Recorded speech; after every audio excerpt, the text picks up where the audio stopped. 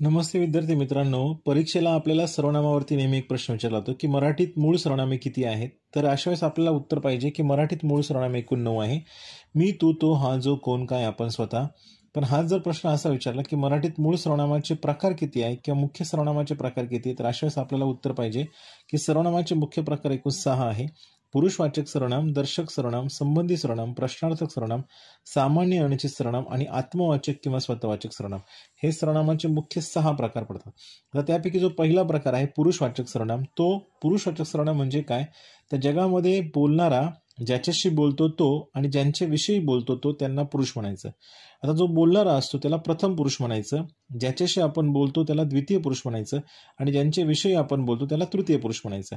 मग प्रथम पुरुषवाचक सर्वनामामध्ये मी, आम्ही, आपण, स्वतः या सर्वनामाचा वापर करायचा. हा बोलणारा स्वतःविषयी बोलताना या सर्वनामाचा वापर केला जातो. मी उद्या गावाला जाईल, आम्ही उद्या गावाला जाऊ, आपण उद्या गावाला जाऊ, अशा प्रकारचे सर्वनाम ही प्रथम पुरुषवाचकमध्ये घ्यायची. द्वितीयमध्ये कोण घ्यायचा? तर ज्याच्याशी आपण बोलतो तो, म्हणजे जो ऐकणारा असतो तो.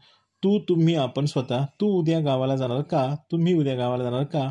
आपण यांना पाहिलं का? अशा प्रकारचे सर्वनामे ही द्वितीय पुरुषवाचकमध्ये घ्यायची. आता तृतीयमध्ये कोण घ्यायचं? तर तृतीयमध्ये ज्यांच्याविषयी आपण बोलतो, म्हणजे दोघं जण ज्यांच्याविषयी बोलतात त्याला तृतीय पुरुषवाचक म्हणायचं. जो या दोघांमध्ये उपलब्ध नसतो पण तो तृतीय पुरुष असतो. तो, ती, ते, त्या. तो अलीकडे दिसला नाही, ती अलीकडे दिसली नाही, त्या अलीकडे दिसल्या नाही, किंवा तो नेहमी उशिरा येतो, ती नेहमी उशिरा येते, याला तृतीय पुरुषवाचक सर्वनाम म्हणायचं. आता दर्शक म्हणजे काय? तर दर्शक म्हणजे जवळची किंवा दूरची वस्तू. मग दर्शक म्हणजे दर्शविणे. मग जवळची वस्तू असेल तर ती दर्शवण्यासाठी आपण हा, ही, हे, ह्या ही सर्वनाम वापरतो. पण वस्तू जर दूर असेल तर ती दर्शवण्यासाठी आपण तो, ती, ते, त्या ही वस्तू ही सर्वनामे वापरतो. जवळची वस्तू असेल तर हा माझा टेबल आहे, तो माझा टेबल आहे, ही माझी वही आहे, ती माझी वही आहे, हे माझे पुस्तक आहे, ते माझे पुस्तक आहे, हे माझे घर आहे, ते माझे घर आहे, हे माझे गाव आहे, ते माझे गाव आहे. याला आपण दर्शक सर्वनाम म्हणा. दर्शक सर्वनामाचा उपयोग फक्त दर्शवण्यासाठी केला जातो. आता संबंधी म्हणजे काय? तर दोन गोष्टींचा एकमेकांशी संबंध दर्शवण्यासाठी आपण संबंधी सर्वनामाचा वापर करतो.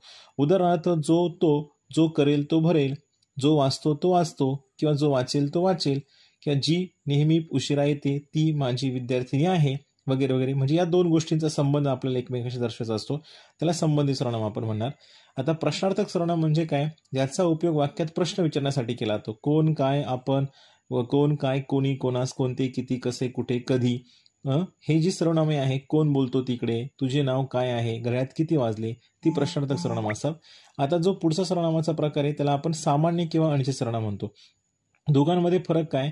तर याचा उपयोग प्रश्न विचारण्यासाठी केला जातो आणि याचा उपयोग प्रश्न विचारण्यासाठी न करता निश्चित कोणत्या नामासाठी केला हे निश्चित होत नाही. उदाहरणार्थ ठिकाणी कोण ही गर्दी,